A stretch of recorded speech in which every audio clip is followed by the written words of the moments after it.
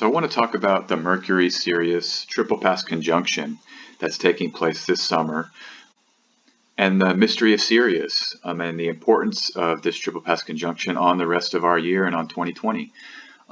Let's start by looking at the chart. This is for the first pass conjunction on June 14th, so this will have happened before this video gets released, just hours before. But this chart is a nice chart, and it can kind of give us a nice introduction to the talk. Mercury will be stationing retrograde, and so anytime a planet is in the degree of its station or stationing, there's really an added power or energy to that planet, and it's sitting right on the fixed star Sirius. And with planetary fixed star conjunctions, we really like them to be in the same degree or within 1 or 2 degrees, and so this is quite close. And so it's bringing forth the power of both Sirius and Mercury. And the other thing to note about it is that the moon is activating the conjunction, because the moon is applying within 2 degrees or just about 2 degrees from Aries. And those fixed star magicians out there know that we use the moon to time fixed star activations. And so this is giving it even extra juice. And what it does is tell me that we've got to examine it.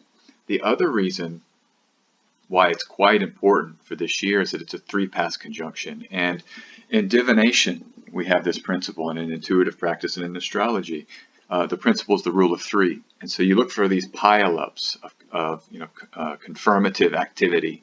When you see something once, then twice, then 3 times, it's kind of like the universe saying, hey, you need to take a look at this. With the Mercury-Sirius conjunction, we have the first pass on June 14th, the second pass on the 21st of June, and then the third pass after Mercury stations direct in late July. And I also love this technique for analyzing planetary retrogradations. I ask what objects will a planet make 3 passes with, whether it's another planet or a fixed star. And it can really tell us the flavor of the energy of that retrograde and really give us extra tools to delineate that moment in time. So why Sirius? Well, or what about Sirius? It's a very, very important star in Western culture, and it goes all the way back to ancient Egypt, because Sirius had this special place in ancient Egypt as its heliacal rising timed the flooding of the Nile. And the flooding of the Nile was what allowed the crops to grow in abundance. And so there was this real importance for the whole sustenance of that civilization. And so the star and seeing it rising with the sun was this kind of triumphant moment. The other thing is that modern scholars have kind of been reconstructing the older zodiacs using Sirius, and so it has this kind of special feature as well. If we come forward to more modern times in the modern era, the Theosophists postulated that Sirius was beaming energy into the earth, and so it was magical in the sense that it could sort of give us information and energetic. The founding fathers also were believed to have this kind of special reverence for Sirius. Some people say that the dollar bill, that Masonic symbol with the eye, is the eye of Sirius. Others say the eye of Horus. But this has been written about by writers and by kind of marginalized thinkers. Here's a book from 2018 published by Llewellyn by Philip Imbrogno called Strange Heavens. He gives some more detail about this sort of modern magical feature of Sirius in the American collective psyche, or even in the Western collective psyche if you include the Theosophists. Another book I want to point out, and this is called The Beast of Adam Gorightly. Adam Gorightly is a really interesting writer. He kind of writes about marginal parts of recent history, kind of second half of the 20th century, strange characters and figures. But his book in 2005, there's an essay that deals with Sirius and its importance for Philip K. Dick and the downloads that he claimed to have received in 1974 when a pink light, he said, beamed into his head. He was given knowledge that he believed later was from like the new sphere, or from sort of some kind of Gnostic energy that's above this realm, that was giving him kind of predictive power that he claimed to heal his son's illness with. And I mean, by all appearances, it seems true if you read some of his autobiographical writing.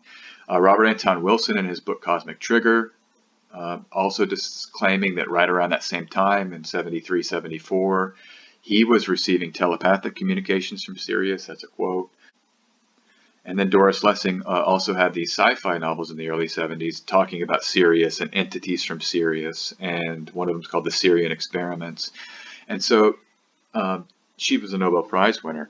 But these are writers, cultural figures that are also sort of tapped into this Sirian, energetic, and this is in our kind of recent history. And so this is part of answering why so Sirius, or why do we take a look at this star Sirius. The other thing worth noting is that, but the dog days of summer, which that term derives from Sirius being in the Canis Major constellation, those are said to begin on July 22nd. So the dog days will start, and then that last conjunction with Mercury, I think on the 26th of July, will complete. And so it's kind of a kickoff into the dog days.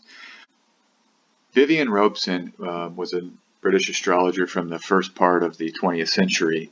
He wrote a book about the fixed stars, kind of a real famous and popular book. It's in the public domain now. I like using it because he often does a good job of giving us a little history of the star, and then he delineates those conjunctions with the planets. But he writes that Sirius is associated with Thoth, this Egyptian god Thoth, that has very mercurial features.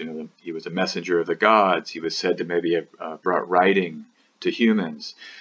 Some ancient astrologers say Thoth brought astrology to human beings, because Mercury has that traditional signification of being the interpreter of the heavens. And so the science or the technique of astrology was maybe gifted by Thoth to humanity. So again, Robeson associates Thoth with Sirius. And then he says that when Sirius conjoins Mercury, Robeson says that we can associate that with the church. So there's this spiritual flavor of this moment, where maybe there's kind of spiritual energy or information that's accessible with this Mercury-Sirius conjunction. Now let's look at the other two charts. So the second pass will happen just after the solstice solar eclipse, which takes place when the sun is at 0 Cancer, which is special in its own right. This isn't a talk about that eclipse. I will have one soon about it.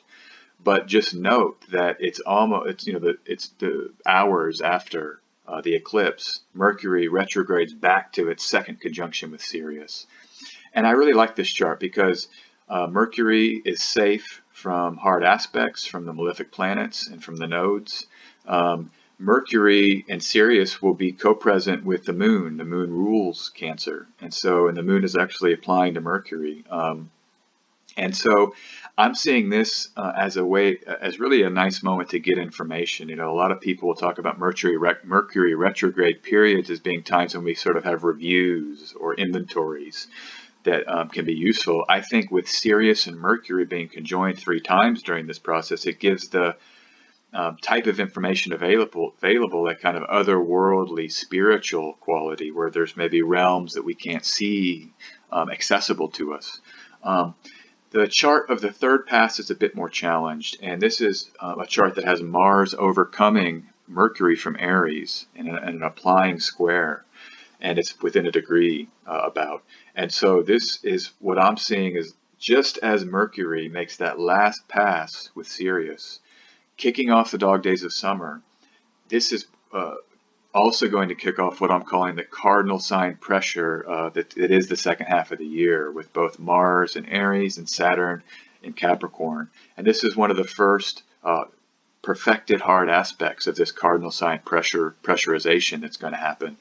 This Mercury-Sirius triple pass is going to really help mitigate, or at least give us a kind of an opening for some help before it gets really intense. The one other thing I wanted to say was that the United States Sibley chart has a real a pile-up, a stellium of planets in Cancer, and the Sun was about over 2 degrees from Sirius, just over 2 degrees from Sirius in that Sibley chart from 1776 July. And so again, it harkens back to this importance for the American experience. And I think that the triple pass conjunction is a real opening where we can maybe download sacred information. The collective needs a lot of healing right now, particularly in America. And so this might be providing somewhat of an opportunity for that.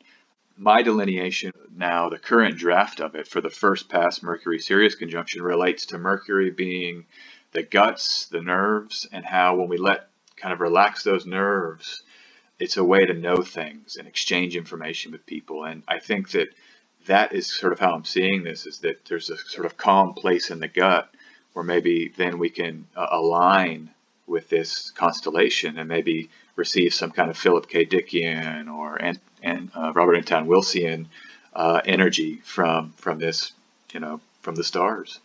And this very important star, Sirius, which was like I said, of the utmost importance to the ancient Egyptian culture that we've inherited so much from.